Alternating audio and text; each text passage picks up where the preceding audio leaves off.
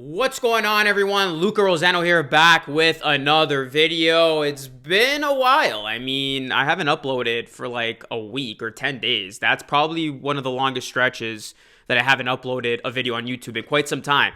Quite frankly, I just wanted to take a break, and also there's not a whole lot to talk about. It's very slow at this time of year, and the NBA playoffs have not been as entertaining as I would have liked, so hence why I haven't been coming out with as much content these days. But I wanted to come to you all with a video today in regards to who should the Raptors target at center this offseason. Obviously, one of the Raptors' biggest needs going into this offseason is that center position. So we're going to actually get into this list. We're going to start with the long shots, with some of the bigger names that have been in some rumors, followed by realistic targets the Raptors could pursue. Before we get into it, guys, please do me a solid favor. Drop a like on the video. It helps the algorithm a ton. Please subscribe to the channel if you are new. Plus, ring the bell for more Raptors and NBA videos just like this. So we're first going to start with long shot target number one, and it is DeAndre Ayton. Now, DeAndre Ayton will be a restricted free agent this offseason, and his agent has made it clear that he's ready to hear other offers.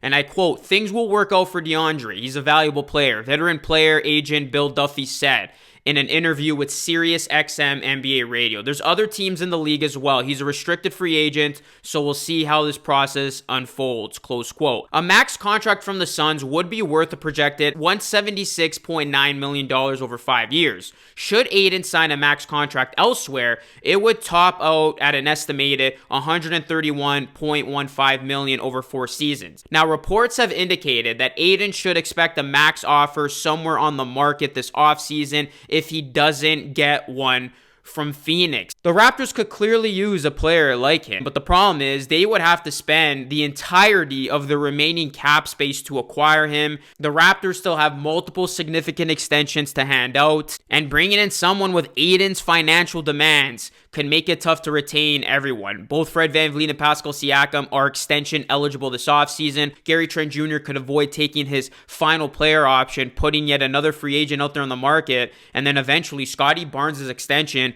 will eat up a lot of cap as well. There's sign and trade route that you could look at, but it just doesn't make sense, as I don't see the Raptors parting ways with a Siakam to get it done. So for as good as DeAndre Ayton looks in a Toronto Raptors jersey, this is a long shot, and this is something that I don't think has any legs whatsoever. Another name that has been rumored on the market, I did a video more in depth on this a couple weeks ago, is Rudy Gobert, as there was a report by Ian Begley suggesting that the Raptors are among the teams who have a degree of interest in trading for Rudy Gobert if he's made available. There's a problem here. Right now, Rudy Gobert has not been made available publicly by the Utah Jazz, even though there have been rumors. And it's not that Gobert isn't talented. A guy like Rudy Gobert would change the complexion of the Raptors frontcourt, in my opinion.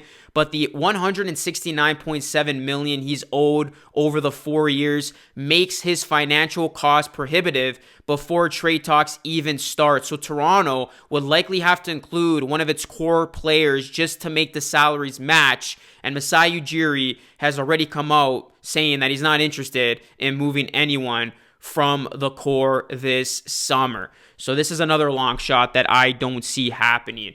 Another player that is considered a long shot in my opinion, but is a player that I would really like to see in a Raptors jersey, is Miles Turner. Remember, there was a report by Evan Massey around the trade deadline that the Raptors and Pacers were discussing a Miles Turner for OG Anunoby trade. As you look at Miles Turner, he is a much better stretch big than Khem Birch thanks to his three-point shooting. While Miles Turner would be a good fit with the Raptors would probably have to include an OG Anunoby in a trade, and that's even if the Pacers are still adamant of trading Miles Turner. They could just simply keep Miles Turner, but ultimately I don't see something like this going down. If Miles Turner does get traded, I look at Dallas as a possible destination for that. Okay, now we're going to get into some realistic targets and who the Raptors could go after this offseason. But before we do, I quickly want to mention that today's video sponsor is Manscaped. And I got the Lawnmower 4.0 right here just in time for the summer. Summer is coming, the sun is shining, shirts are off, and your balls are smooth. You heard that right. Your friends at Manscaped are here to make sure your beach balls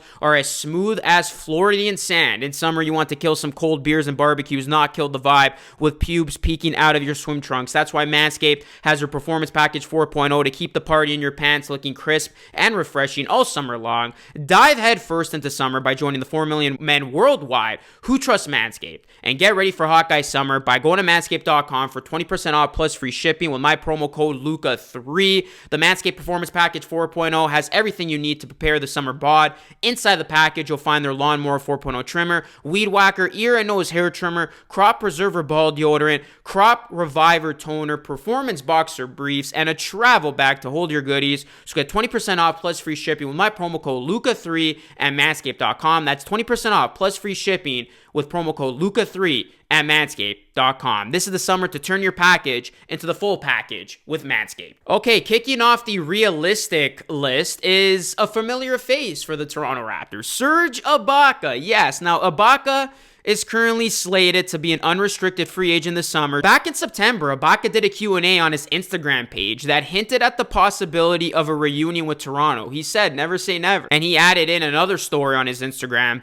that there are definitely things that he misses about Toronto. You look at Ibaka, he's a 12-year veteran, and he likely doesn't have too many chances left to decide where he wants to spend the rest of his playing career. He's in the stage right now where short-term, low-money deals are common, and there could be a spot for him on Toronto's roster if the interest is mutual. So this is a very conservative, low-budget option the Raptors could take. Now, obviously, Ibaka is not what he used to be, but there is a slight possibility that I could see this maybe happening if both sides want to make it happen. Now, another realistic target for the Raptors, in my opinion, is Mo Bamba, who is likely to leave Orlando in free agency. This is per Jake L. Fisher.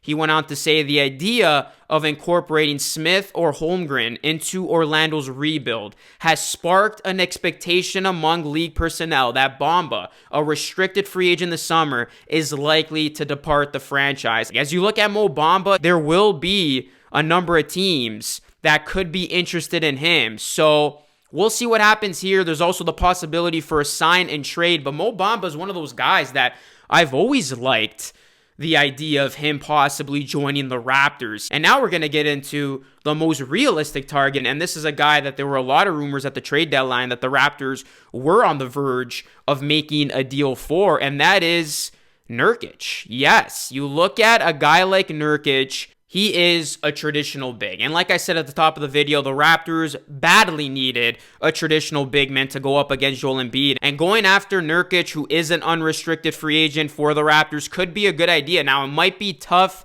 to try to do because there will be a lot of teams who could be interested in Nurkic, and the Blazers could very realistically bring him back. But Nurkic, he's a fantastic playmaker in the post, which could bring out some of Nick Nurse's old sets that he did with Marc Gasol. So Nurkic is a guy that I see making a lot of sense. Now, all of these players that I mentioned are hypotheticals. So that is just a quick video looking at some potential targets for the Toronto Raptors. Who would you want to see the Raptors go after this offseason?